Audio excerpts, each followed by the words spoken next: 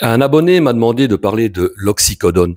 Allez, c'est parti. L'oxycodone a été synthétisé pour la première fois en 1916 en Allemagne et c'est un opioïde semi-synthétique dérivé de la thébaïne, donc issu du pavot, héroïne, morphine, codéine, que du bonheur en in.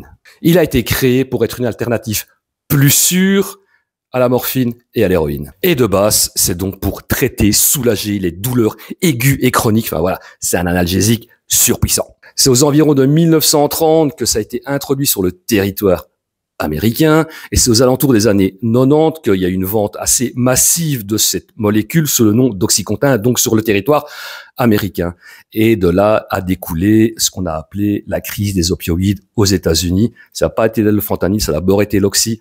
D'ailleurs, à propos d'oxy et de scandale, je vous invite à aller voir la série Dopsic, qui traite du sujet, qui parle du sujet. C'est avec Michael Keaton, et c'est une série qui cartonne et qui explique vraiment bien le drame qui entoure la crise opioïde aux States. Comme d'autres analgésiques ou opioïdes qui sont à la base faits pour être un médicament, eh bien, c'est un effet euphorisant. Et donc, à un moment donné, comme il y a un effet euphorisant, ça a été détourné de son usage médical pour un usage qu'on va qualifier de festif. L'oxy, de base, c'est un médicament tout à fait légal, prescrit de manière tout à fait légale et contrôlée.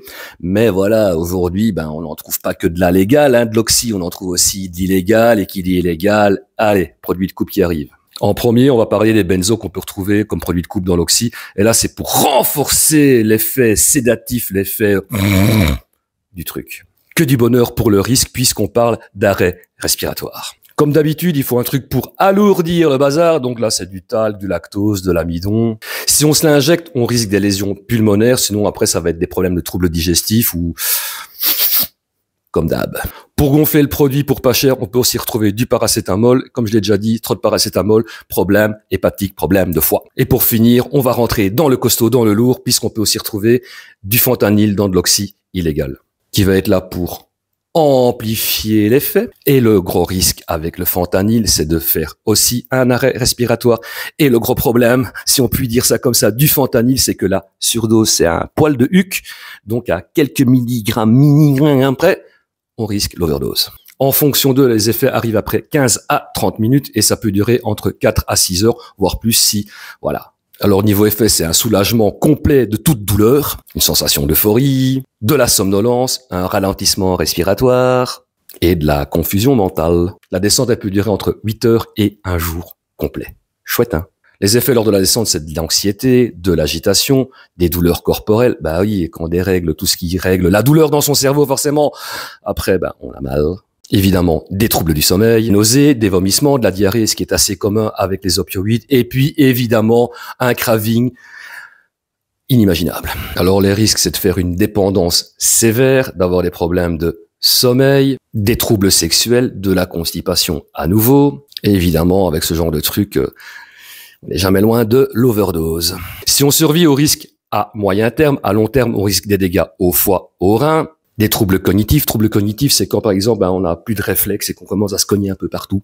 Et puis, il y a tout ce qui va être isolement social. Sans rentrer dans trop de détails scientifico-médicaux, si les opioïdes provoquent des détresses respiratoires, voire des arrêts respiratoires, c'est parce que la molécule, on va dire ça comme ça, attaque la partie du cerveau qui gère tout ce qui est respiratoire. Une détresse respiratoire, ça se manifeste comment? Eh bien, en fait, la personne va commencer à respirer de plus en plus lentement.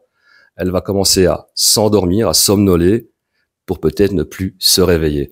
Alors, quand une personne fait une OD sous opioïde, voilà, la seule solution, on va dire ça comme ça, c'est une piqûre de naloxone. Pour ce qui est des signes de sevrage qu'on peut ressentir sans traitement de substitution, je précise, ça va être anxiété, déprime, idées noires, douleurs musculaires, constipation, diarrhée, vomissement, sueur nocturne, insomnie et craving intense. Comparé à d'autres produits, les opioïdes, quand on les arrête, on peut recevoir un traitement de substitution, à savoir de la méthadone ou du Subutex. Je précise qu'il faut pas mélanger les deux. Et comme d'habitude, ce qui va être un très très bon complément, ça va être un accompagnement psychothérapeutique. Pour conclure, il faut quand même savoir que tout ce qui est opioïde avec l'alcool, c'est les deux produits les plus difficiles à arrêter. Donc, tant qu'à faire, essayons de ne pas commencer avec ce genre de bazar.